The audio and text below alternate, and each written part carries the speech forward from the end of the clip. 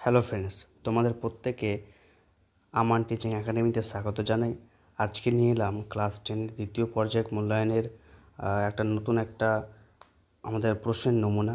বিগত বছরের একটা নমুনা নিয়ে এলাম, যে নমুনার মাধ্যমে তোমরা বুঝতে পারবে প্রশ্নের ধরনটা কী হবে, এবং তার সঙ্গে সঙ্গে এও বুঝতে পারবে যে এখান থেকে কোন কোন কোশ্চেনগুলো আমাদের জন্য important.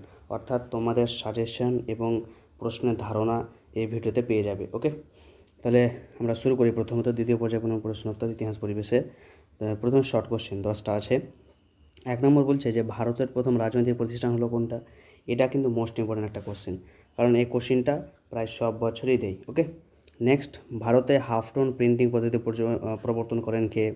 Next, অর্কাস and peasants party যুক্ত ছিল কোথায়। আমি উত্তর বলছি না, তোমাদের খালি প্রশ্নের সঙ্গে পরিচয় করে দিচ্ছি যে প্রশ্নের ধরনটা কীরকম হবে, তাহলে তোমরা এইভাবে পড়াশোনা করবে।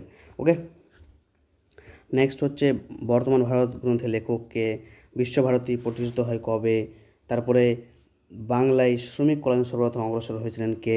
হিন্দু মেলার অপর কী নামে পরিচিত ছিল। রাধানাথ সিকদার কাজ করতেন কোথায়।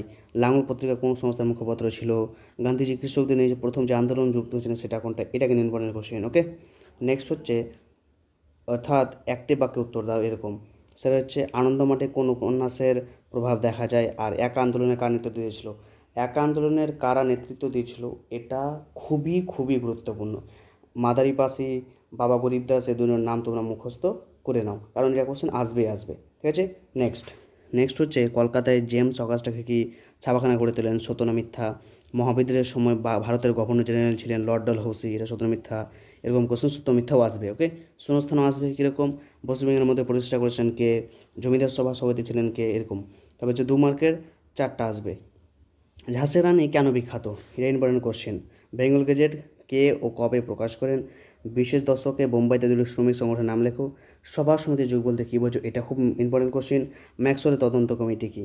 নেক্সট হচ্ছে 4 মার্কের মহারানী ঘোষণাপত্র কি, এতে কি বলা হয়েছিল।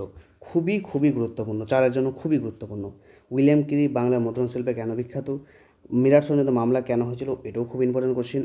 আর 8 মার্কের আমরা বলবো বাংলার জাগরণে হিন্দু মেলার অবদান বিবৃতি করো। 19 শতকের বাংলা কারিগরি শিক্ষার বিকাশ সম্পর্কে যা জানো লেখো। ভারতের উপনিবেশ বিরোধী আন্দোলনে বামপন্থী ভূমিকা আলোচনা করো। তার মধ্যে মাঝখানেরটা, অর্থাৎ 19 শতকের বাংলায় কারিগরি শিক্ষার বিকাশ সম্পর্কে যা জানো লেখো, এটা খুবই খুবই গুরুত্বপূর্ণ এবং এটা করে রাখবে। তো এই ছিল আমাদের সাজেশন দেওয়ার একটা পদ্ধতি এবং তোমাদের ধারণা দেওয়ারও পদ্ধতি। তোমাদেরকে ধারণা দিতে পারলাম এবং সাজেশন দিতে পারলাম, আমি আশা করছি। ওকে, যদি ভিডিওটা ভালো লাগে অবশ্যই লাইক সাবস্ক্রাইব করবে, এবং চ্যানেল নতুন হয়ে থাকলে চ্যানেলকে সাবস্ক্রাইব করবে।